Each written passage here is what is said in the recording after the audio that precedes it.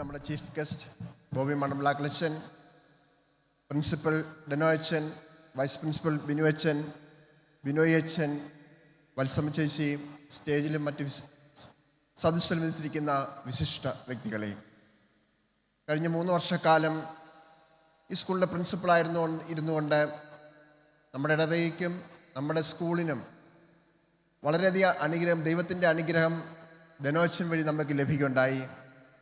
അച്ഛന് നിങ്ങൾ ഓരോരുത്തരുടെയും പേരിലുള്ള നന്ദി ഞാൻ അറിയിക്കുകയാണ്. അതോടൊപ്പം തന്നെ നമ്മുടെ സ്കൂളിൽ നിന്ന് ഈ വർഷം റിട്ടയർ ആകുന്ന Jessy teacher, Sreeja teacher, Philomina teacher, ഇവർ ഈ സ്കൂളിൽ ഇന്ന് ചെയ്ത നല്ല സേവനങ്ങൾക്ക് പ്രത്യേകം നന്ദി പറയുകയാണ്. ഇന്ന് നമ്മൾ മാതാപിതാക്കന്മാർ നല്ല അഭിമാനത്തോടെയാണ് ഈ സ്കൂളിൽ ഈ പ്രോഗ്രാമിൽ പങ്കെടുക്കുന്നത്. എന്താണ് ഈ അഭിമാനത്തിന് കാരണം? നമ്മൾ ഹോളി ഫാമിലി ഇൻ്റർനാഷണൽ സ്കൂളിൽ ICSE സിലബസിൽ നമ്മൾ കുട്ടികൾ പഠിക്കുന്നു എന്നുള്ളതാണ് നമ്മുടെ ഓരോ വ്യക്തിയുടെയും അഭിമാനത്തിന് കാരണം. ഇന്ന് സിവിൽ സർവീസ് പോലുള്ള മത്സര പരീക്ഷകളിൽ ഏറ്റവും അധികം റാങ്കുകൾ കരസ്ഥമാക്കുന്നത് CBSE സ്കൂളുകളിൽ ICSE സ്കൂളുകളിൽ പഠിക്കുന്ന കുട്ടികൾക്കാണ്. ICSE സ്കൂളുകളിൽ പഠിക്കുന്ന കുട്ടികൾ എന്തുകൊണ്ടാണ് കൂടുതൽ റാങ്കുകൾ നേടുന്നത് എന്ന് ചോദിച്ചാൽ ഒരു കാരണം മാത്രമേ ഉള്ളൂ. 10ാം ക്ലാസ്സിൽ അവർ ഈ സ്കൂളിൽ നിന്ന് വിട്ടുപോകുമ്പോൾ നല്ല ഒരു വിഷൻ ഓഫ് അല്ലെങ്കിൽ നല്ലൊരു അംബിഷൻ, ഉറച്ച ഒരു ലക്ഷ്യബോധം ആ കുട്ടികൾക്ക് ഉണ്ടാക്കിയെടുക്കുവാൻ സാധിക്കും എന്നുള്ളത് കൊണ്ടാണ്. Ambition shall be made of share stuff. അത് ഉറച്ചതായിരിക്കണം. നമ്മുടെ കുട്ടികളുടെ അംബിഷൻ ഉറച്ചതാകാൻ വേണ്ടി ഏറ്റവും നല്ല പ്രതലം എന്ന് പറയുന്നത് ICSE സിലബസാണ്. ഇനി നമ്മുടെ സ്കൂളിലേക്ക് നിങ്ങൾ പേരൻസ്, നിങ്ങളറിയാവുന്ന കുട്ടികളെയൊക്കെ ICSE സിലബസിൽ ചേർത്ത് നിങ്ങൾ പഠിപ്പിക്കണം. എങ്കിൽ നിങ്ങൾ ചെയ്യുന്ന ആ കുഞ്ഞുങ്ങളോട് ചെയ്യുന്ന വലിയ ഒരു അനുഗ്രഹമായിരിക്കും. 1948 നോബൽ സമ്മാനം നേടിയ ഹെർമൻ ഹെസ്സിൻ്റെ സിദ്ധാർത്ഥ എന്ന നോവലിൽ അദ്ദേഹം 2 തരം വ്യക്തികളെ പറ്റി പറയുന്നുണ്ട്. അതിൽ ആദ്യത്തെ കൂട്ടര് വൃക്ഷങ്ങളിലെ ഇലകൾ പോലെയാണ്.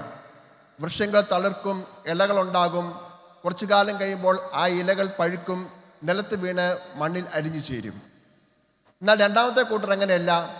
അവർ ആകാശത്തിലെ നക്ഷത്രങ്ങളെ പോലെയാണ്. ആകാശത്തിലെ നക്ഷത്രങ്ങൾ ദൈവം അവർക്ക് നിശ്ചയിച്ച ഒരു ലക്ഷ്യമുണ്ട്, ഒരു ലക്ഷ്യസ്ഥാനമുണ്ട്. ആ സ്ഥാനത്ത് എത്തുന്നോടൊന്നും വരെ അവരിങ്ങനെ സഞ്ചരിച്ചു കൊണ്ടിരിക്കും. ഭൂമിയിൽ വലിയ കൊടുങ്കാറ്റോ പേമാരികളോ അഗ്നിപർവ്വത സ്ഫോടനങ്ങളോ എന്തുണ്ടായാലും അവിടെ അവർക്കൊരു പ്രശ്നമല്ല. അവർ ആ സഞ്ചാരപഥത്തിലൂടെ സഞ്ചരിച്ച് ദൈവം അവർക്ക് കൊടുത്തിരിക്കുന്ന ആ ലക്ഷ്യസ്ഥാനത്ത് അവരെത്തിച്ചേരും. നമ്മുടെ കുഞ്ഞുങ്ങളെയെല്ലാം നാം വളർത്തേണ്ടത് ഈ നക്ഷത്രങ്ങളെ പോലെയാണ്. മാതാപിതാക്കന്മാരും അധ്യാപകരും ഒരു കുട്ടിയിൽ ഒരു വിഷൻ ഉണ്ടാക്കാൻ സാധിച്ചില്ലെങ്കിൽ ആ കുട്ടിയുടെ ജീവിതം എപ്പോഴും ഒരു പരാജയം മാത്രമായിരിക്കും. ലോകത്തിലെ ഏറ്റവും പ്രശസ്തമായ ചിത്രകാരനും ശില്പിയുമായിരുന്നു മൈക്കൽ ആഞ്ചലോ. ഈ മൈക്കൽ ആഞ്ചലോ വളരെ കുഞ്ഞായിരിക്കുന്ന സമയത്ത് റോഡരികിൽ ഒരു കല്ലിൽ കുത്തിക്കൊണ്ടിരിക്കുകയായിരുന്നു. അദ്ദേഹം ഒരു കൽപ്പണിക്കാരൻ്റെ മകനായിരുന്നു. ആ സമയത്ത് ഫ്ലോറൻസിലെ രാജാവ് അതുവഴി വന്നു. ഈ കുട്ടിയെ കണ്ടുകൊണ്ട് ചോദിച്ചു, കുട്ടി, ഈ ഷേപ്പ് ഇല്ലാത്ത കല്ലിൽ നീ എന്തെടുക്കുകയാണ്? അപ്പോൾ ആ കുട്ടി പറഞ്ഞു, ഈ ഷേപ്പ് ഇല്ലാത്ത കല്ലിൽ എനിക്കൊരു മാലാഹയെ കാണാം. മാലാഹയുടെ അല്ലാത്ത പോർഷൻസ് ഞാൻ കുത്തിക്കളയും, അപ്പോൾ മാലാഹ പുറത്തു വരും. ഇതുതന്നെയാണ് നിങ്ങളുടെ കുഞ്ഞുങ്ങളെ ഹോളി ഫാമിലിയിലേക്ക് അയക്കുമ്പോൾ ഇവിടുത്തെ ടീച്ചേഴ്സ് ആ കുഞ്ഞുങ്ങളെ മോൾഡ് ചെയ്ത് നാളത്തെ വിന്നേഴ്സാക്കി നിങ്ങളുടെ കയ്യിലേക്ക് തിരിച്ചു തരികയാണ്. അതാണ് ഈ ഹോളി ഫാമിലി സ്കൂളിൻ്റെ ഏറ്റവും വലിയ പ്രത്യേകതയായിട്ട് ഞാൻ കാണുന്നത്. എൻ്റെ 2 കുട്ടികൾ ഈ സ്കൂളിൽ നിന്ന് പഠിച്ചിറങ്ങിയ ശേഷം എനിക്ക് അഭിമാനത്തോടെ പറയുവാനായിട്ട് സാധിക്കും, അവർ എൻട്രൻസ് മെറിറ്റോടെ പാസ്സായി കാഞ്ഞിരപ്പള്ളി അമൽ ജ്യോതിയിൽ ഇന്ന് പഠിച്ചുകൊണ്ടിരിക്കുകയാണ്. ഇന്ന് നമ്മുടെ ജീവിതത്തിൽ നമ്മുടെ കുട്ടികൾക്ക് ഇങ്ങനെ ലക്ഷ്യബോധങ്ങളൊക്കെ ഇടുമ്പോൾ ചിലപ്പോൾ പരാജയങ്ങളൊക്കെ ഉണ്ടാകാൻ സാധ്യതയുണ്ട്. ഈ പരാജയങ്ങളൊക്കെ ഉണ്ടാകുമ്പോൾ നമ്മൾ പേരൻസ് ആ കുഞ്ഞുങ്ങളുടെ കൂട്ടം നിൽക്കുമ്പോൾ വീണ്ടും അവരെ വലിയ നിരയിലേക്ക് നമുക്കെത്താൻ സാധിക്കും. ദ പാഷൻ ഓഫ് ക്രൈസ്റ്റ് എന്ന സിനിമ നിങ്ങൾ കണ്ടിട്ടുണ്ട്. അതിൽ ഈശോ രണ്ടാം പ്രാവശ്യം വീഴുമ്പോൾ ഈശോയ്ക്ക് ആ കുരിശോടുകൂടി എഴുന്നേൽക്കുവാൻ സാധിക്കാതെ വരുന്നൊരു രംഗമുണ്ട്. ഈശോ എത്ര ശ്രമിച്ചിട്ടും ആ കുരിശോടുകൂടി എഴുന്നേൽക്കുവാനായിട്ട് സാധിക്കുന്നില്ല. അപ്പോൾ ഒരിടവഴിയിൽ നിന്ന് പരിശുദ്ധ കന്യാമറിയം ആ രംഗം കാണുകയാണ്. അപ്പോൾ ആ മാതാവ്, ഈശോയുടെ അമ്മ, ഈശോയുടെ അടുത്തേക്ക് ഓടി വന്നിട്ട് പറഞ്ഞു, my son, I am here. ഉടനെ ഈശോ എഴുന്നേൽക്കുന്നതായിട്ടാണ് അവിടെ ചിത്രീകരിച്ചിരിക്കുന്നത്. നമ്മുടെ മക്കൾ വീഴുമ്പോൾ നമ്മുടെ പേരൻസ് നമ്മൾ പറയുകയാണ്, മകനെ മകളെ ഞാൻ നിൻ്റെ കൂടെ ഉണ്ടെന്ന് പറയുമ്പോൾ ആ വീഴ്ചയിൽ നിന്ന് അവർക്ക് എഴുന്നേൽക്കുവാൻ സാധിക്കും. നമ്മുടെ രാഷ്ട്രപതിയായിരുന്ന APJ അബ്ദുൽ കലാം, അദ്ദേഹം ISROയിൽ വർക്ക് ചെയ്യുന്ന സമയത്ത് DRDA, defence research and development agency എന്നൊരു സംഘടന ഉണ്ടാക്കണമെന്ന്, ഒരു വിഭാഗം ഉണ്ടാക്കണമെന്ന് അദ്ദേഹം തീരുമാനിച്ചു. അദ്ദേഹം പ്രധാനമന്ത്രി കേന്ദ്ര ഡിഫൻസ് മിനിസ്ട്രിക്ക് ഒരു പ്രപ്പോസൽ അയച്ചു. ആ പ്രപ്പോസൽ 4 കാരണങ്ങൾ കൊണ്ട് ആ ഡിഫൻസ് മിനിസ്ട്രി ആ പ്രപ്പോസൽ തള്ളിക്കളഞ്ഞു.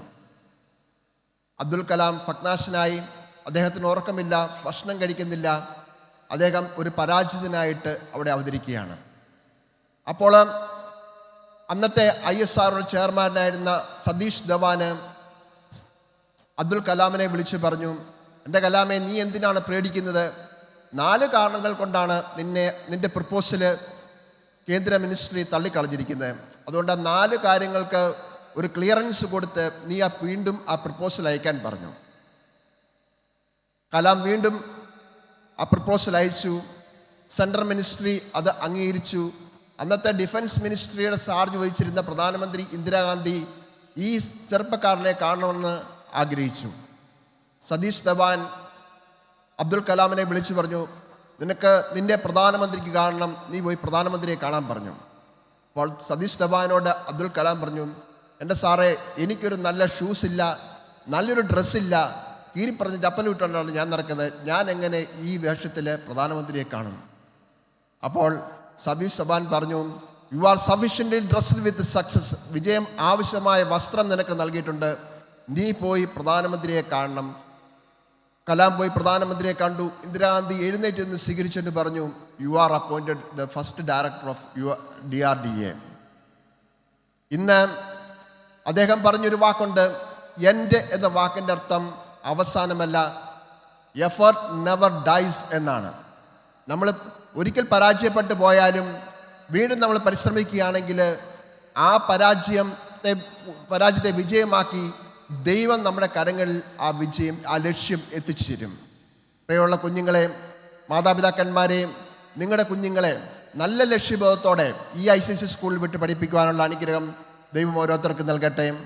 അതോടൊപ്പം തന്നെ ഫ്രാൻസിസ് അസിസി പറഞ്ഞ ഒരു വാക്ക് ഉച്ചരിച്ചുകൊണ്ട് ഞാൻ എൻ്റെ പ്രസംഗം അവസാനിപ്പിക്കുകയാണ്. Our life is a gift by God to man, but what we do this our life, it is our gift to God. ദൈവം നമുക്ക് ദാനമായിട്ട് നൽകിയതാണ് ഈ ജീവൻ. ഈ ജീവനിലൂടെ നമ്മൾ ചെയ്യുന്ന ഓരോ പ്രവൃത്തികളും, നല്ല പ്രവൃത്തികളും, അത് ദൈവത്തിന് നമുക്ക് സമ്മാനമായിട്ട് സമർപ്പിക്കാം. ദൈവം ഓരോരുത്തരെയും സമൃദ്ധമായിട്ട് അനുഗ്രഹിക്കട്ടെ.